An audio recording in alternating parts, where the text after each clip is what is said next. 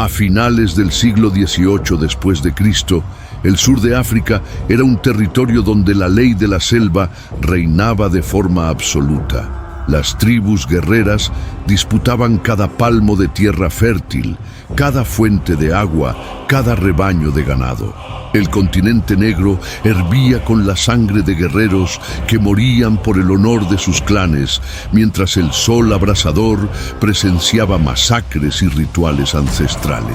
Entre las montañas Drakensberg y las extensas llanuras de la sabana, pequeños reinos tribales luchaban por la supremacía en una danza eterna de violencia y supervivencia. En ese escenario brutal, donde solo los más fuertes prosperaban y los débiles eran devorados por el hambre o por las lanzas enemigas, nació aquel que cambiaría para siempre el destino de Sudáfrica. En 1787, durante una tormenta que desgarró los cielos con relámpagos furiosos, Nandi, una princesa de la tribu Langeni, dio a luz a un niño que sería rechazado desde su primer aliento. El padre, Senzangakona, rey de los zulúes, había dejado embarazada a Nandi fuera del matrimonio tradicional, y el niño fue considerado una vergüenza, un error que manchaba el linaje real. El nombre elegido fue Shaka, derivado de una palabra que significaba escarabajo intestinal, una referencia cruel a la supuesta enfermedad que habría causado el vientre hinchado de Nandi antes de que se confirmara el embarazo. Desde el principio, el muchacho cargó con el peso del desprecio y la humillación. Madre e hijo fueron expulsados de la tribu zulú y obligados a vagar entre los clanes vecinos, siempre como parias, siempre como cargas indeseadas. La infancia de Shaka estuvo marcada por el hambre constante, por las burlas de otros niños que lo llamaban bastardo, y por las noches frías en las que solo el calor de su madre lo mantenía con vida. Creció delgado y alto, con ojos que ardían de una rabia silenciosa y profunda. Mientras otros muchachos jugaban, Shaka entrenaba solo con ramas que imaginaba como lanzas, atacando árboles hasta que sus manos sangraban. Observaba a los guerreros con una intensidad perturbadora, memorizando cada movimiento, cada técnica, cada fallo. El dolor del rechazo forjaba en él algo más peligroso que cualquier arma, una determinación inquebrantable de demostrar su valía y aplastar a todos los que lo habían despreciado. Durante las noches, cuando los truenos retumbaban sobre la sabana y los relámpagos iluminaban el horizonte, el joven Shaka permanecía despierto, mirando al cielo tempestuoso. En su mente, una promesa se cristalizaba como hierro al rojo vivo, sumergido en agua fría. Algún día, todos los que se habían reído de él, todos los que habían escupido a su madre, todos los que lo habían considerado menos que nada, se inclinarían ante él. No sabía cómo, pero sabía que ese día llegaría. El destino había marcado su nacimiento con truenos, y truenos anunciarían su ascenso. Por cada cicatriz de humillación, crecía en su pecho una llama que ninguna lluvia podría apagar. Nandi veía en los ojos de su hijo algo que la asustaba y llenaba de orgullo al mismo tiempo. Una ferocidad que no pertenecía a un niño, sino a un depredador esperando el momento preciso para saltar. Susurraba en las noches oscuras que la sangre real corría por sus venas, que era hijo de rey, aunque el mundo se negara a reconocerlo. Esas palabras eran semillas plantadas en un suelo fértil de odio y ambición. Shaka absorbía cada sílaba, transformando dolor en propósito. Los años de exilio se arrastraban como heridas abiertas que nunca cicatrizaban del todo. Él y Nandi finalmente hallaron cierto refugio entre los Mtedwa, una tribu poderosa liderada por el sabio rey Dingiswayo. Allí, el joven Shaka pudo por fin empuñar una lanza de verdad, no como un paria, sino como un guerrero en formación. Su cuerpo, endurecido por la miseria y el entrenamiento obsesivo, se convertía en una máquina de guerra. Creció hasta alcanzar casi 2 metros de altura, con músculos esculpidos por el combate constante y ojos que parecían ver a través del alma de los hombres. Cuando finalmente tuvo la oportunidad de demostrar su valor en batalla, Shaka no luchó como los demás guerreros, que veían el combate como un ritual de valentía. Para él, la guerra era exterminio, era supervivencia, era venganza destilada en cada movimiento. Y todos los que lo observaban sentían el mismo escalofrío. Estaban frente a algo nuevo, algo terrible, algo inevitable. El niño humillado estaba muriendo y en su lugar nacía el león que haría temblar a toda África. Bajo la protección de Dingiswayo, rey de los Emetetwa, Shaka encontró por fin un escenario digno de su talento brutal. El joven guerrero absorbía conocimientos militares con una voracidad que impresionaba incluso a los veteranos más experimentados. Dingiswayo, un líder visionario que buscaba unificar tribus mediante la diplomacia y la fuerza estratégica, reconoció inmediatamente que Shaka no era un guerrero común. En él había una rara combinación de ferocidad animal e inteligencia calculadora. Una mente que veía la guerra no como gloria personal, sino como una ciencia letal. Mientras otros guerreros se conformaban con tácticas tradicionales, Shaka cuestionaba todo, desmontaba cada premisa aceptada sobre el combate tribal y reconstruía el arte de la guerra desde cero. Advirtió que la lanza larga usada por los guerreros africanos, la assegai de lanzamiento, convertía las batallas en duelos a distancia, donde la victoria dependía más de la suerte que de la habilidad. Shaka despreciaba esa cobardía disfrazada de tradición. Forjó una nueva arma, una lanza corta y ancha llamada Iklwa, nombre derivado del sonido que hacía al ser arrancada de la carne de un enemigo. Con esa lanza, el combate se volvía íntimo, visceral, definitivo. No había espacio para la duda cuando uno debía estar a pocos centímetros del adversario para matarlo. Junto con la Iklwa, Shaka desarrolló un escudo pesado de cuero de búfalo, más grande y resistente que los tradicionales. Entrenó una técnica devastadora: usar el escudo para atrapar el del oponente, exponiendo su flanco izquierdo y luego clavar la Iklwa en las costillas con fuerza brutal. Era simple, eficaz y absolutamente letal. Pero la verdadera revolución de Shaka estaba en la disciplina y la formación táctica.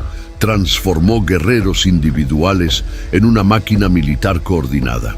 Los combatientes se organizaban en regimientos llamados Amabuto, divididos por grupos de edad y entrenados hasta moverse como un solo organismo. Shaka introdujo marchas forzadas descalzos sobre terrenos accidentados, endureciendo los pies de sus hombres hasta que podían recorrer distancias imposibles a una velocidad sorprendente. Cualquier soldado que mostrara debilidad o cobardía era ejecutado públicamente, no como castigo, sino como lección. El miedo a Shaka se volvió mayor que el miedo a la muerte en combate. Dingiswayo observaba estas innovaciones con una mezcla de admiración y aprensión. Había creado un instrumento de guerra perfecto, pero también sentía que había liberado algo que no podría controlar del todo. Durante las campañas militares de los Metetwa, Shaka lideraba las tropas de élite con una eficiencia brutal que dejaba incluso a los aliados conmocionados. No aceptaba rendiciones, no hacía prisioneros por piedad, no dejaba sobrevivientes para contar historias de su misericordia. Sus emboscadas se planeaban con precisión quirúrgica, considerando terreno, viento, posición del sol y psicología del enemigo. Cuando Shaka atacaba, no era una batalla, era una ejecución masiva. El campo quedaba cubierto de cadáveres mientras él marchaba sobre los muertos sin desviar la mirada, con la Iklwa aún goteando sangre. Los guerreros enemigos comenzaron a susurrar su nombre con terror supersticioso. Decían que estaba protegido por los espíritus ancestrales, que no podía ser herido, que sus ojos podían paralizar a los hombres hombres con una simple mirada. Dingiswayo, reconociendo la ferocidad sin paralelo de su protegido, empezó a llamarlo León de Sangre. El apodo se extendió rápidamente entre las tribus. Shaka ya no era el bastardo humillado. Era una leyenda en construcción, una tormenta de violencia que crecía en poder con cada batalla.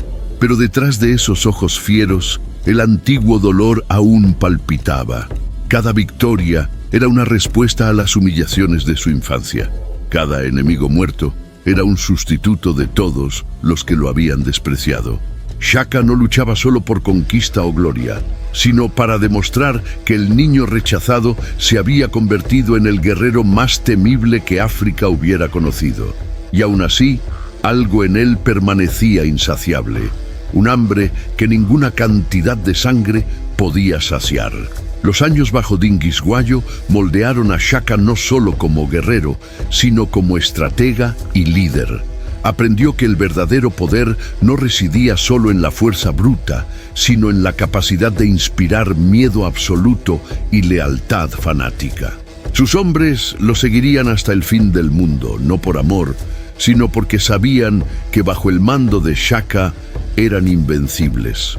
Cuando marchaban en formación, la tierra temblaba bajo sus pies descalzos, endurecidos. Cuando lanzaban su grito de guerra, enemigos más débiles huían antes incluso del enfrentamiento.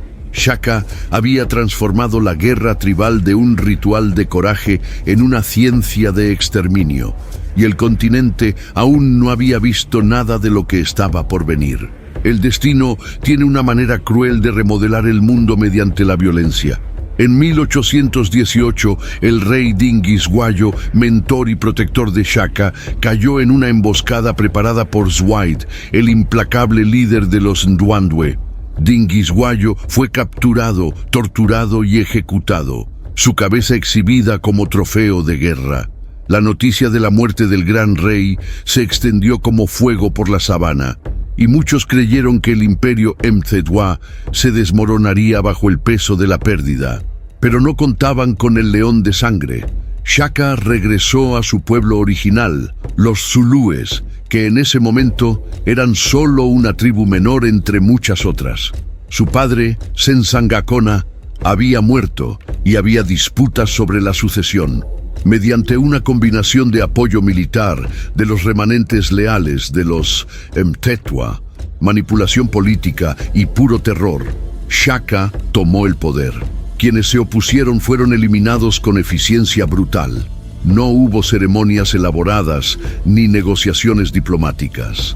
Shaka simplemente asumió el trono como si siempre le hubiera pertenecido, y cualquiera que cuestionara esa verdad encontraba la punta afilada de la Iklua. El niño despreciado era ahora rey, y la ironía no le pasó desapercibida.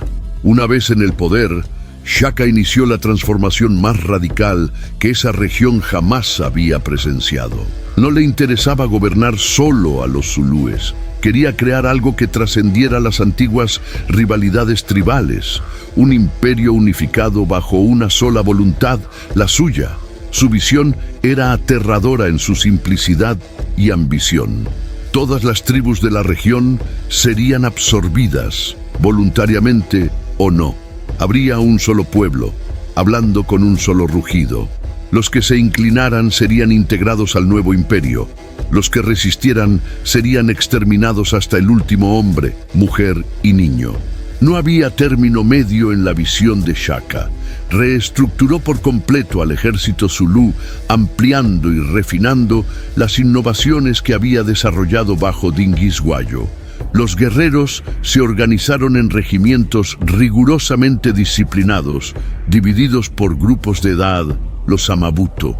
Cada regimiento tenía sus propios colores, sus escudos distintivos y su propio orgullo feroz. Los hombres vivían en campamentos militares separados de las mujeres, dedicándose enteramente al arte de la guerra. Shaka prohibió el matrimonio para los guerreros en servicio activo, argumentando que los hombres con familias luchaban con miedo a perder algo, mientras que los sin lazos luchaban con la libertad de quienes nada tienen que perder. La disciplina era absoluta, y el castigo por cualquier falta era invariablemente la muerte. Si un regimiento mostraba cobardía en batalla, Shaka ordenaba la ejecución de una parte de los sobrevivientes como ejemplo. Si un guerrero perdía su lanza o escudo, era asesinado. Si alguien cuestionaba sus órdenes, desaparecía durante la noche. El miedo que Shaka inspiraba en sus propios hombres era casi tan grande como el terror que causaba en los enemigos. Pero ese miedo se templaba con un respeto renuente, porque Shaka no exigía nada a sus guerreros que no estuviera dispuesto a hacer el mismo. Marchaba con ellos, luchaba en primera línea, sangraba a su lado. Esa combinación de terror y respeto forjó la máquina militar más eficiente que el África subsahariana hubiera conocido. Las tácticas de guerra también se revolucionaron. Shaka abolió la antigua costumbre de batallas ritualizadas, donde los guerreros luchaban en duelos individuales y las bajas eran relativamente limitadas. Para él, eso era desperdicio y debilidad. La guerra debía ser total, destinada no a humillar al enemigo, sino a aniquilarlo por completo. Cada campaña se planeaba no para conquistar territorio o ganado, sino para eliminar la capacidad del enemigo de resistir nuevamente. Ciudades enteras eran arrasadas, cosechas quemadas, pozos envenenados. Los sobrevivientes eran incorporados al Imperio Zulú o asesinados. No había tercera opción. El grito de guerra que retumbaba por las llanuras se volvió preludio de la muerte. Cuando los regimientos zulúes avanzaban, marchando en perfecta sincronía, golpeando sus lanzas contra los escudos en un ritmo atronador, era como si la propia tierra anunciara el apocalipsis. Tribus que habían existido durante siglos desaparecieron en cuestión de años, sus historias borradas, sus nombres olvidados, absorbidos por la creciente ola zulú. Shaka lideraba personalmente cada campaña principal, no desde la comodidad de una tienda de mando, sino desde la línea de frente, donde el sangre salpicaba y los hombres morían. Necesitaba ver, sentir, respirar la muerte. Era su elemento natural, el único lugar donde el antiguo dolor de su infancia callaba temporalmente. En el calor de la batalla, rodeado de caos y carnicería, Shaka encontraba una paz distorsionada. Allí, nadie lo despreciaba. Allí, era Dios y demonio simultáneamente. En menos de una década, el Imperio Zulú creció de una tribu menor a una superpotencia regional que dominaba un vasto territorio, extendiéndose cientos de kilómetros. Decenas de tribus habían sido conquistadas, sus guerreros absorbidos en los regimientos zulúes, sus mujeres tomadas como esposas para los guerreros vencedores, su identidad borrada. El nombre Zulú, que antes significaba solo el cielo o el tiempo, ahora significaba poder absoluto. Shaka había transformado a su pueblo en sinónimo de terror militar, y aún así, para él nunca era suficiente. Siempre había más tribus por conquistar, más enemigos por aplastar, más sangre por derramar. El imperio crecía, alimentado por la genialidad militar de Shaka y la violencia sistemática que orquestaba. El niño que nació durante una tormenta se había convertido él mismo en la tormenta, barriendo el sur de África y remodelándolo a su imagen brutal. La formación militar que Shaka desarrolló se volvió legendaria y sería estudiada por estrategas militares siglos después. En el corazón de su sistema estaba la devastadora táctica conocida como impondo o cuerno de búfalo. Era una formación de combate que combinaba brutalidad frontal con maniobras de flanqueo precisas, diseñada no para ganar batallas, sino para aniquilar ejércitos enteros sin dejar sobrevivientes. La formación constaba de 3 elementos principales. El isifuba o pecho era el centro, compuesto por los guerreros más experimentados y disciplinados. Avanzaban directamente contra el enemigo en una pared impenetrable de escudos, absorbiendo el impacto inicial y manteniendo al adversario fijo en su lugar. Mientras el enemigo se concentraba en esa amenaza frontal, los Isimpondo o Cuernos entraban en acción. Eran 2 regimientos rápidos y ágiles que corrían en arcos amplios por los flancos, envolviendo al enemigo en un abrazo mortal. Una vez que los Cuernos se cerraban tras las líneas enemigas, no había escape posible. El cerco estaba completo. Finalmente estaba la Isilajla o Lomo, una reserva de tropas frescas posicionada detrás del campo de batalla, de espaldas al combate para que no se distrajeran con el caos. Esas tropas estaban listas para explotar cualquier brecha, reforzar puntos débiles o perseguir fragmentos del ejército enemigo que intentaran escapar. Shaka coordinaba estos movimientos complejos con una maestría que desafiaba la comprensión. Usaba mensajeros veloces y señales visuales, pero sobre todo confiaba en el entrenamiento implacable de sus regimientos. Cada unidad sabía exactamente qué hacer en cada situación. Las tácticas habían sido grabadas en sus mentes mediante repetición exhaustiva. La ejecución de la formación Cuerno de Búfalo era una sinfonía de muerte. Cuando el pecho chocaba contra las líneas enemigas, el impacto era ensordecedor. El choque de miles de escudos y el grito colectivo de los guerreros creaban un rugido audible a kilómetros de distancia. Los guerreros zulúes usaban sus grandes escudos para atraparlos de los oponentes, exponiendo sus costados a golpes mortales de la Iklua. El combate cuerpo a cuerpo era brutal y eficiente. Cada guerrero zulú, entrenado para matar con economía de movimiento, sin gestos dramáticos ni desafíos gritados, solo golpes precisos que perforaban pulmones, corazones y gargantas. Mientras tanto, los Cuernos corrían con velocidad impresionante por los flancos. Shaka había endurecido los pies de sus guerreros mediante marchas forzadas sobre espinos y rocas calientes, hasta que podían correr descalzos por terrenos imposibles, sin perder ritmo. Cuando los regimientos de flanqueo iniciaban su carrera, era como 2 avalanchas humanas convergiendo sobre el enemigo. El momento más crucial era el cierre del cerco. Shaka lo cronometraba con precisión instintiva, esperando hasta que el pecho hubiera fijado completamente la atención del enemigo antes de cerrar la trampa. Una vez cercados, los guerreros enemigos eran sistemáticamente masacrados.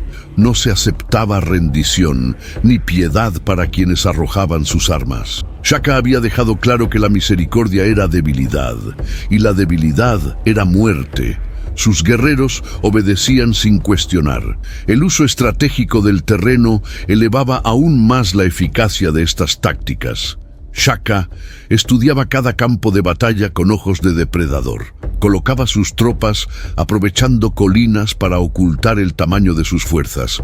Usaba ríos y barrancos para canalizar movimientos enemigos. Explotaba la posición del sol para cegar adversarios en momentos críticos. Antes de cada batalla, realizaba reconocimiento personal, a veces infiltrándose cerca de las líneas enemigas, disfrazado para observar sus formaciones y estimar su moral.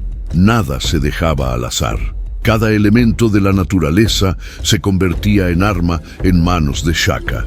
Las batallas contra los Ndwandwe y los Kwabe se volvieron leyendas sangrientas. Contra los Ndwandwe, liderados por Zwaid, quien había matado a Dingiswayo, Shaka enfrentó ejércitos que superaban en número a los suyos. Pero los números significaban poco frente a disciplina superior y tácticas revolucionarias. En la batalla decisiva cerca del río Mlatuse, Shaka permitió que el ejército Ndwandwe avanzara profundamente en territorio zulú, estirando sus líneas de suministro hasta el punto de ruptura. Luego, en un amanecer neblinoso, atacó. La formación Cuerno de Búfalo funcionó con perfección letal. Los Ndwandwe, hambrientos y exhaustos por la persecución, fueron rodeados y masacrados. El río se tiñó de rojo con la sangre de miles.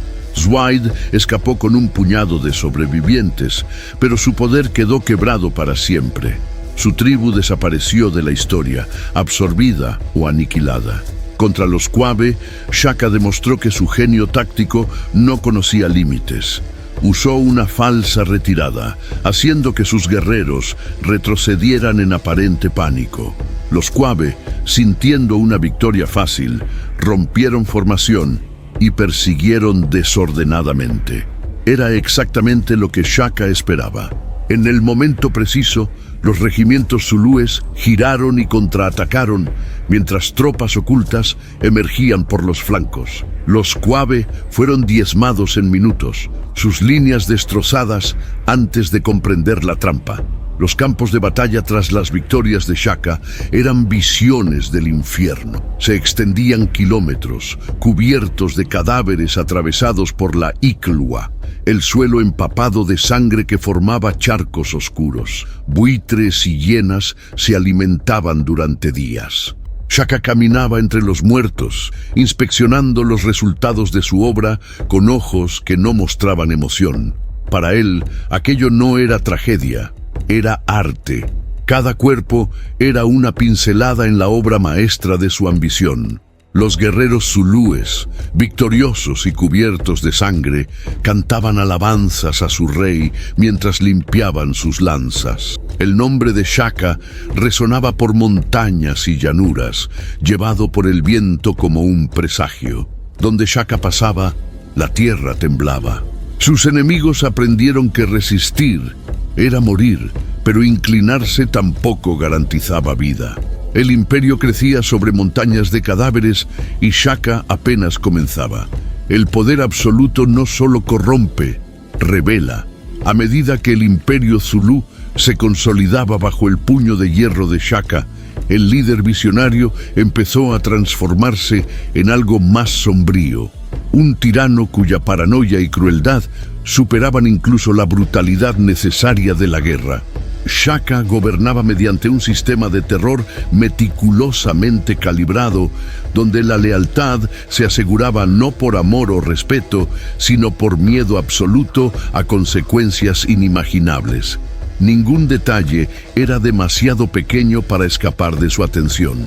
Ninguna transgresión demasiado insignificante para un castigo severo.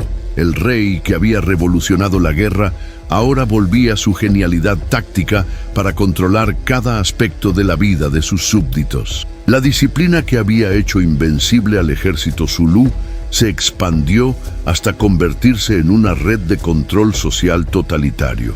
Shaka estableció un sistema de espías que permeaba todos los niveles de la sociedad zulú.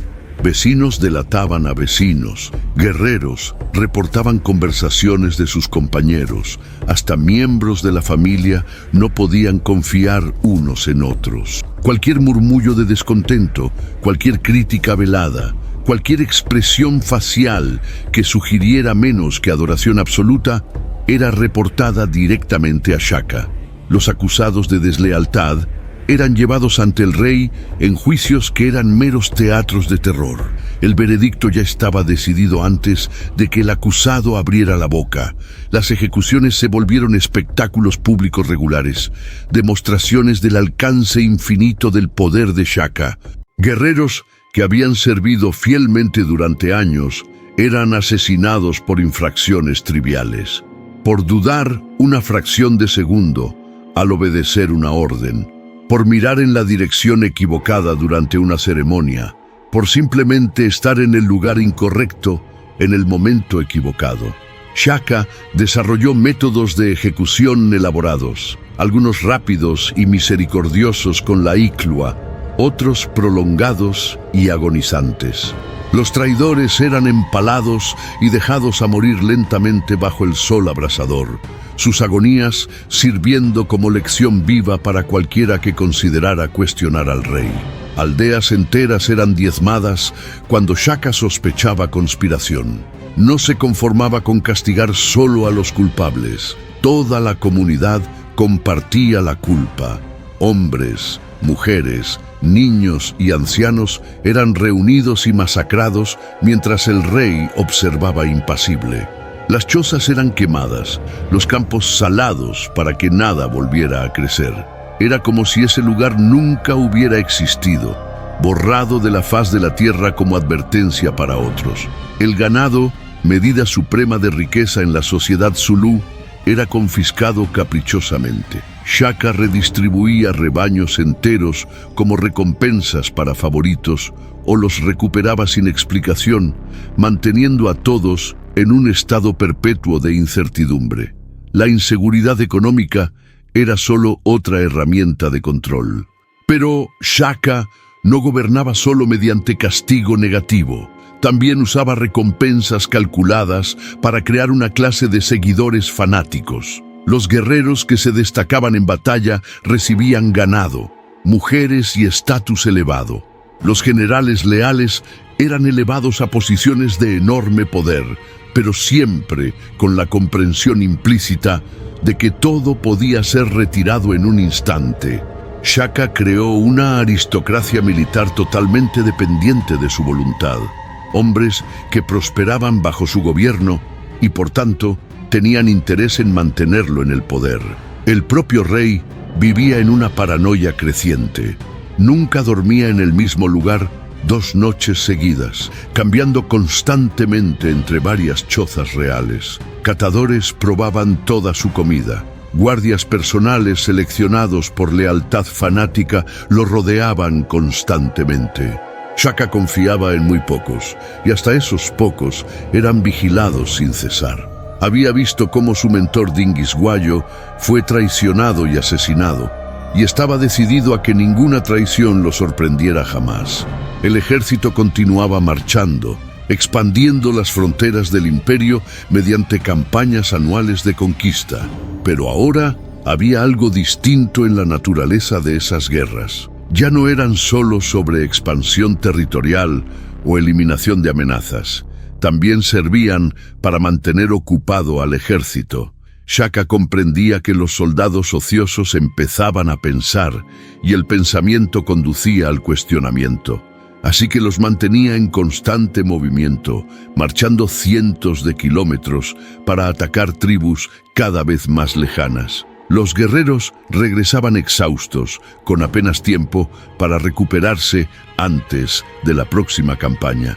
Las escenas de carnicería se volvieron rutinarias.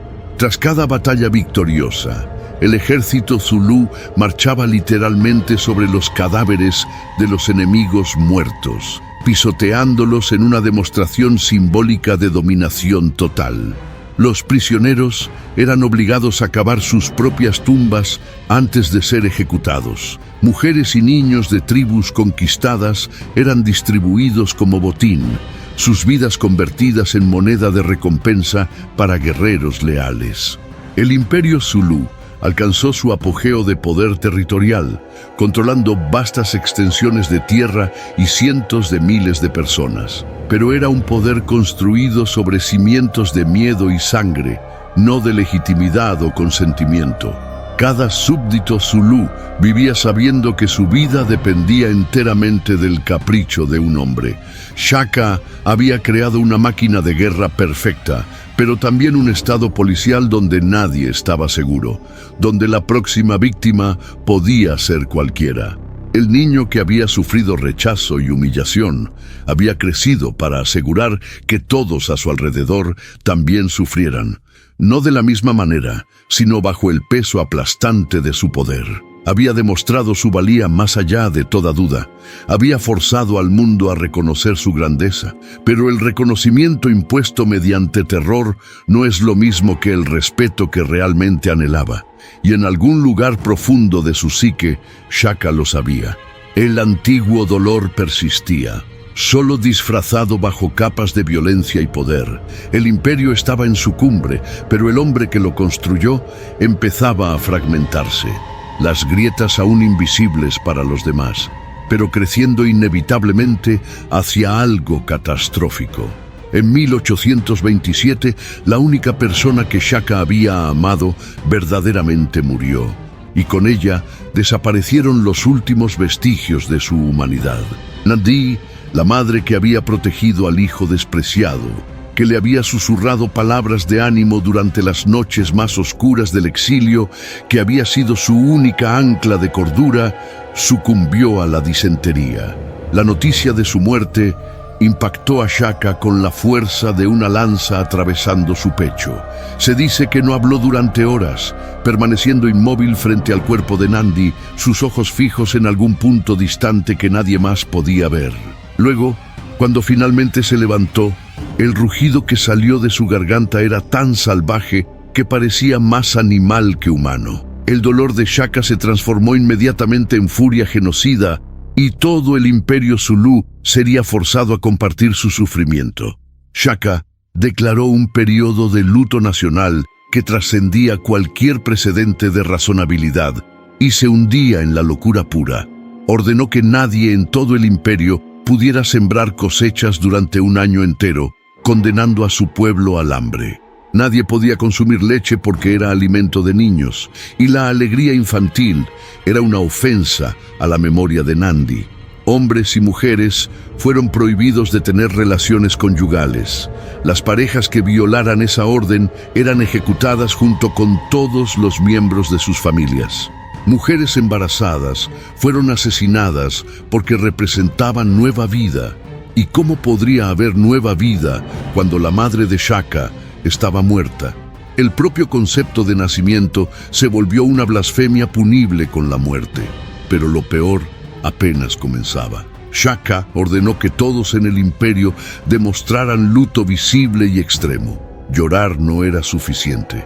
El sufrimiento debía ser teatral, exagerado, convincente. Miles de personas fueron ejecutadas bajo la acusación de no mostrar suficiente dolor por la muerte de Nandi. Los métodos para juzgar la sinceridad del luto eran arbitrarios y caprichosos. Si sus lágrimas no eran lo bastante abundantes, morían. Si dejaban de llorar demasiado rápido, morían. Si lloraban de manera incorrecta, con el tono equivocado de angustia, morían. Guerreros que habían servido fielmente durante décadas fueron asesinados porque sus rostros no mostraban agonía adecuada. Las ejecuciones masivas continuaron durante semanas. Se estima que más de 7,000 personas fueron masacradas durante ese periodo de luto obligatorio, sus vidas sacrificadas en el altar del dolor de Shaka. Aldeas enteras desaparecieron, sus poblaciones diezmadas por no lograr convencer al rey de que compartían suficientemente su sufrimiento. Los campos se llenaron de cadáveres pudriéndose bajo el sol. Los buitres engordaron con la abundancia de carne. El imperio que Shaka había construido empezaba a consumirse a sí mismo. El propio Shaka cayó en una depresión psicótica de la que nunca volvería a emerger plenamente. Empezó a oír la voz de Nandi en el viento que soplaba por la sabana. Conversaba con ella durante horas, respondiendo preguntas que nadie más podía escuchar. Sus consejeros y generales observaban horrorizados, mientras el gran líder militar se desintegraba ante sus ojos. El rey, que había sido capaz de coordinar ejércitos de miles de guerreros en tácticas complejas, ahora era incapaz de pensamiento coherente durante días seguidos. Ordenaba ejecuciones aleatorias basadas en sueños o presagios imaginarios. Un día despertó convencido de que todos los hombres calvos conspiraban contra él. Cientos fueron asesinados antes de que sus consejeros lograran convencerlo de que era solo paranoia. Otro día decidió que ciertos pájaros eran mensajeros de mala suerte, ordenando la matanza de miles de aves y ejecutando a cualquiera visto alimentándolas. La agricultura, ya afectada por la prohibición de siembra, colapsó por completo. El hambre se extendió por el imperio. La gente empezó a morir de inanición, sus cuerpos esqueléticos esparcidos por las aldeas. El ganado, símbolo supremo de riqueza, era sacrificado en cantidades insostenibles para alimentar a los regimientos militares que Shaka mantenía en constante movilización. El imperio, que había prosperado mediante conquista, ahora empezaba a marchitarse desde dentro. Shaka ordenó campañas militares cada vez más absurdas. Expediciones eran enviadas a atacar tribus lejanas que no representaban amenaza alguna, simplemente porque necesitaba mantener ocupados a sus guerreros o porque creía que Nandi le había dicho en un sueño que lo hiciera. Los regimientos regresaban exhaustos y diezmados, tras haber marchado cientos de kilómetros para masacrar pueblos que muchos zulúes ni siquiera sabían que existían. No había propósito estratégico, solo movimiento frenético para llenar el vacío dejado por la muerte de Nandi. Durante las noches, los gritos de Shaka resonaban por el complejo real. Sufría pesadillas terribles en las que revivía las humillaciones de su infancia, despertando en pánico y ordenando ejecuciones inmediatas de quienes estuvieran cerca. Sus guardias personales desarrollaron el hábito de mantenerse lo más lejos posible mientras vigilaban, intentando evitar convertirse en víctimas aleatorias de la angustia nocturna de su rey. El hombre que había construido un imperio mediante racionalidad brutal y planificación meticulosa, ahora era gobernado por impulsos irracionales y dolor emocional incontrolable.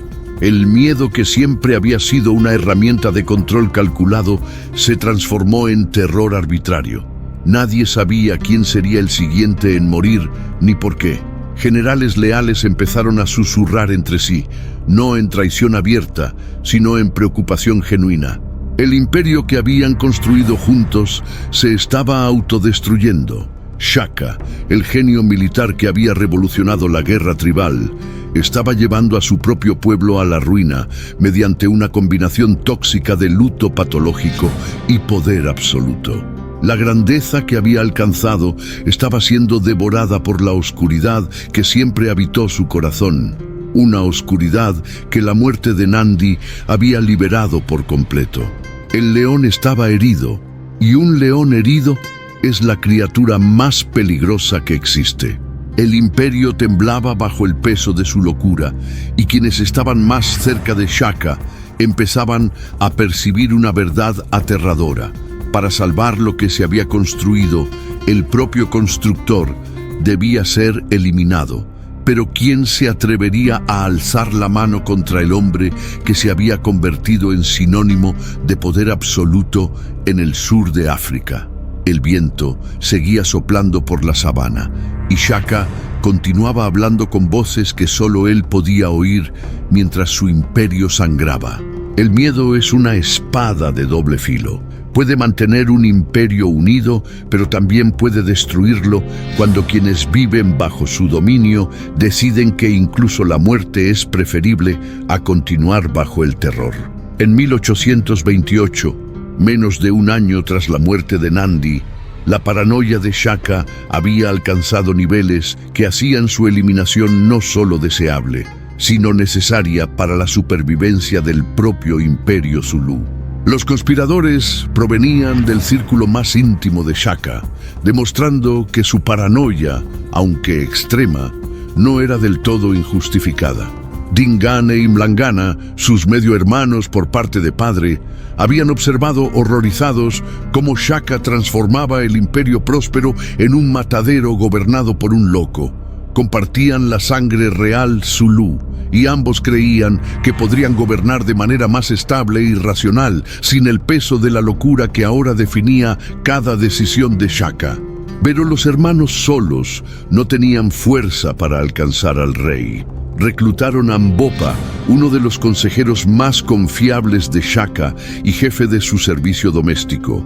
Mbopa tenía acceso ilimitado al rey, conocía sus movimientos, sus rutinas, sus momentos de vulnerabilidad.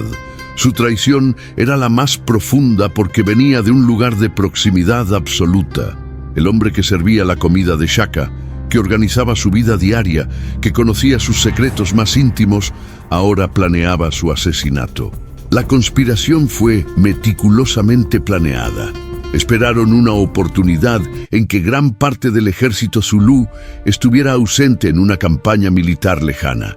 Shaka, pese a su paranoia, se había vuelto predecible en ciertos aspectos. Su locura creaba patrones que hombres observadores podían explotar. Los conspiradores eligieron un momento en que Shaka estaría relativamente aislado, con solo una pequeña guardia personal. Era un riesgo inmenso. Fallar significaba muerte no solo para ellos, sino para sus familias enteras, sus linajes, cualquiera con alguna conexión. Pero el imperio se estaba muriendo y hombres desesperados cometen actos desesperados. La mañana estaba nublada, el sol oculto tras gruesas nubes que amenazaban lluvia. Shaka había pasado la noche anterior en una de sus chozas reales, hablando durante horas con fantasmas visibles solo para él. Emergió al amanecer, aún desorientado, sus ojos cargados por otra noche sin sueño adecuado. Los conspiradores se acercaron bajo el pretexto de discutir asuntos de Estado. Mbopa lideraba el grupo. Su presencia familiar no despertó alarma inicial en los guardias ni en el propio Shaka. Cuando estuvieron lo bastante cerca, cuando el momento fue propicio, Dingane y Mlangana desenvainaron sus lanzas. Los guardias personales de Shaka, leales hasta el final, intentaron intervenir, pero fueron rápidamente superados por otros guerreros que los conspiradores habían reclutado en secreto. Shaka percibió la traición un segundo antes de que las primeras lanzas se movieran hacia él. Sus ojos, empañados por la locura, se aclararon súbitamente, restaurados momentáneamente a la ferocidad que los había hecho legendarios. No suplicó misericordia ni intentó huir. En cambio, enfrentó a sus asesinos con la misma ferocidad con la que había enfrentado a miles de enemigos en el campo de batalla. Pero estaba desarmado, debilitado por meses de negligencia propia y rodeado por hombres decididos. Las lanzas atravesaron su cuerpo una tras otra. La sangre brotaba de múltiples heridas. Shaka tambaleó pero permaneció en pie. Su fuerza física extraordinaria lo mantenía consciente incluso cuando ya debería haber caído. Con una voz que aún cargaba autoridad, pese a la muerte inminente, pronunció sus últimas palabras. ¿Creen que me matan? Son necios. Yo seré eterno. Vendrán otros, hombres blancos que nunca han visto, y conquistarán todo lo que ustedes creen poseer. Yo seré recordado cuando ustedes sean olvidados. Las palabras eran proféticas de una manera que los asesinos no podían comprender en ese momento. Shaka había previsto la llegada de los colonizadores europeos. Había entendido que su imperio, por más poderoso, eventualmente enfrentaría fuerzas más allá de su capacidad de resistencia. Pero también tenía razón sobre su propio legado. Entonces, la última lanza atravesó su corazón. El gran Shaka, el león de sangre, la lanza del relámpago, cayó. En el preciso instante de su muerte, un trueno retumbó por las montañas distantes, rompiendo el silencio pesado de la mañana nublada. Algunos dijeron que era solo coincidencia. Otros afirmaron que era el propio cielo, reconociendo la muerte de un conquistador. El cuerpo de Shaka fue rápidamente envuelto en pieles de ganado y llevado a ser enterrado en secreto. Los conspiradores sabían que no podían permitir que el lugar de entierro fuera conocido, temiendo que se convirtiera en punto de peregrinación para seguidores leales que podrían buscar venganza. Hasta hoy, la ubicación exacta de la tumba de Shaka permanece desconocida, perdida en la historia, envuelta en misterio. Dingane asumió el poder, proclamándose rey de los zulúes. Justificó el asesinato como necesario para salvar al imperio de la autodestrucción. Muchos zulúes, exhaustos por meses de terror bajo un Shaka enloquecido, aceptaron el cambio con alivio silencioso. Las ejecuciones masivas cesaron. Las prohibiciones absurdas fueron levantadas. La vida empezó lentamente a volver a algo parecido a la normalidad. Pero otros lloraron genuinamente la muerte de Shaka. Guerreros veteranos que habían luchado bajo su mando, que habían presenciado su genialidad táctica, que habían visto al imperio crecer de la nada a potencia regional bajo su liderazgo brutal, sintieron profundamente la pérdida. Para ellos, Shaka no era solo un tirano loco, sino el mayor líder militar que su nación jamás había producido. Mbopa, el traidor más cercano, no sobrevivió mucho tiempo tras el asesinato. Dingaan, al consolidar su propio poder, ordenó la ejecución del consejero que había traicionado a Shaka. Oficialmente era castigo por traición al rey anterior. En realidad era la eliminación de alguien que sabía demasiado y que había demostrado ser capaz de traición. En Mlangana también fue eventualmente asesinado por Dingaan, quien consolidaba su poder eliminando a cualquiera que pudiera desafiarlo, incluidos quienes lo habían ayudado a alcanzarlo. El ciclo de violencia que Shaka había iniciado continuaba, consumiendo incluso a quienes pensaban controlarlo. El imperio Zulu sobrevivió a la muerte de Shaka, pero nunca volvió a alcanzar el mismo pico de poder militar. Las innovaciones tácticas permanecieron, la estructura del ejército fue mantenida, pero la genialidad singular que las había creado estaba perdida. Décadas después, cuando los británicos finalmente invadieron con fuerza, los zulúes lucharon valientemente usando las tácticas que Shaka había desarrollado. Lograron algunas victorias notables, pero eventualmente fueron subyugados por la tecnología superior y los números abrumadores del Imperio Británico. La profecía de Shaka en su lecho de muerte se cumplió, pero la memoria de Shaka no murió. Fue transmitida a través de generaciones, creciendo en alcance y significado. El rey que había nacido como bastardo despreciado, que había sobrevivido al exilio y la humillación, que había revolucionado la guerra tribal y construido un imperio de la nada, se convirtió en símbolo de genialidad militar y orgullo africano.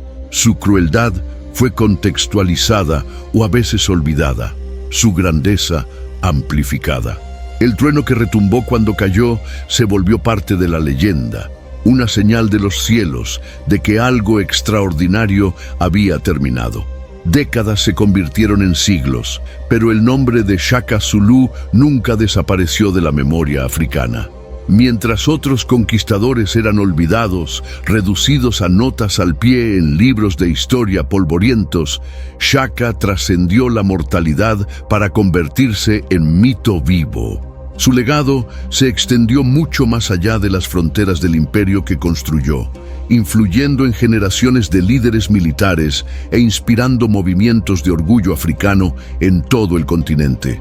En la Sudáfrica moderna, Shaka es venerado como héroe nacional por los zulúes y respetado incluso por sus antiguos enemigos. Estatuas se alzan en su honor, escuelas llevan su nombre. Los niños crecen oyendo historias de sus conquistas. El aeropuerto internacional de Durban fue nombrado en su honor, recibiendo viajeros del mundo entero bajo el nombre del guerrero que nunca dejó su tierra natal.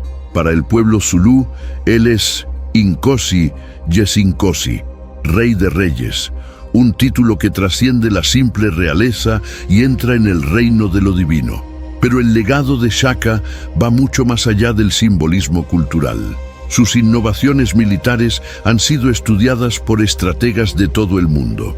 La formación cuerno de búfalo que desarrolló se volvió un caso clásico en academias militares, diseccionada y analizada por generaciones de oficiales. Los principios tácticos que Shaka intuyó mediante experiencia brutal, cerco y aniquilación, movilidad y velocidad, disciplina absoluta, uso estratégico del terreno, fueron redescubiertos por comandantes modernos que nunca oyeron su nombre. Algunos historiadores militares trazan líneas directas entre las tácticas de Shaka y las doctrinas de guerra móvil que dominaron el siglo XX. El énfasis de Shaka en la velocidad sobre la fuerza bruta, su comprensión de la importancia psicológica del miedo, su capacidad de innovar rompiendo con tradiciones establecidas, todas esas características reaparecen en comandantes militares exitosos a lo largo de la historia. Generales alemanes estudiando tácticas de flanqueo, comandantes soviéticos planeando operaciones de cerco profundo, estrategas modernos teorizando sobre guerra de maniobra, todos inconscientemente repetían principios que un rey africano había desarrollado un siglo antes, armado solo con lanzas y genialidad brutal. Tras la caída del apartheid en Sudáfrica, Shaka se volvió un símbolo complejo de identidad nacional. Para algunos, representa la grandeza africana antes de la colonización europea. Prueba de que civilizaciones sofisticadas y militarmente poderosas existían en el continente independientemente de influencias externas. Para otros, su gobierno brutal y las atrocidades cometidas bajo su mando plantean preguntas incómodas sobre la glorificación de líderes autoritarios.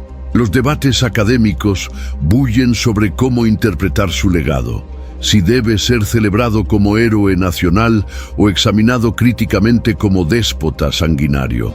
La verdad, como suele ocurrir, reside en algún punto intermedio. Shaka fue producto de su tiempo y circunstancias. El sur de África a principios del siglo XIX era un lugar de violencia incesante, donde tribus luchaban por la supervivencia en un entorno implacable. Las innovaciones de Shaka no inventaron la brutalidad, solo la sistematizaron y la hicieron más eficiente.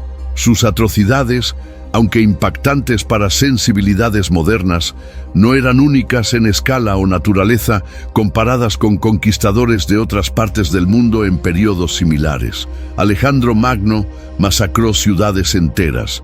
Genghis Khan construyó pirámides de cráneos. Conquistadores europeos exterminaron poblaciones nativas en múltiples continentes. La diferencia es que Shaka lo hizo en África, y la historia africana a menudo se juzga con estándares distintos. Pero reconocer el contexto no es excusar las acciones. Shaka fue un genio militar indiscutible, pero también un hombre profundamente herido, cuyo dolor personal fue amplificado por el poder absoluto hasta destruir miles de vidas inocentes. Construyó un imperio, pero el costo humano fue inmenso. Sus innovaciones tácticas salvaron la vida de innumerables guerreros zulúes, pero sus purgas paranoicas mataron a muchos más. Su legado es inevitablemente contradictorio, una mezcla de grandeza y horror que resiste la simplificación. La influencia cultural de Shaka se extendió a la literatura, el cine y la música. Incontables libros se han escrito sobre su vida, desde biografías académicas rigurosas hasta novelas históricas dramáticas. Películas y series de televisión han retratado sus conquistas, a veces con precisión histórica, otras con licencia creativa que transforma historia en mitología. Músicos africanos invocan su nombre en canciones de resistencia y orgullo. Él trascendió su mortalidad para convertirse en un símbolo maleable, adaptable a las necesidades de cada generación que lo redescubre. Hoy, más de 190 años tras su muerte, Shaka Zulu sigue siendo una figura controvertida y fascinante. Turistas visitan los lugares asociados a su vida, tratando de imaginar las batallas que ocurrieron en esas llanuras ahora pacíficas. Académicos debaten los detalles de su biografía, separando hecho de ficción en la compleja trama de su leyenda. Descendientes de los guerreros que sirvieron bajo su mando llevan con orgullo esa herencia, incluso mientras reconocen su complejidad. El pueblo zulú, que él transformó de tribu menor en potencia regional, aún realiza ceremonias anuales en su honor. Bailarines vestidos con las insignias tradicionales de los regimientos zulúes recrean sus batallas. El sonido de miles de pies golpeando el suelo al unísono evoca las marchas forzadas que Shaka impuso a sus guerreros. El grito de guerra que enseñó a sus hombres aún se pronuncia en ocasiones ceremoniales. Un vínculo vivo con un pasado que se niega a ser olvidado. Y en las noches de tormenta, cuando los truenos ruedan por las montañas Drakensberg y los relámpagos rasgan el cielo oscuro, hay quienes aún imaginan oír el rugido de Shaka. Es solo el viento, por supuesto, solo el sonido natural de una tormenta africana. Pero la mente humana anhela significado, conexión con fuerzas mayores que nosotros mismos.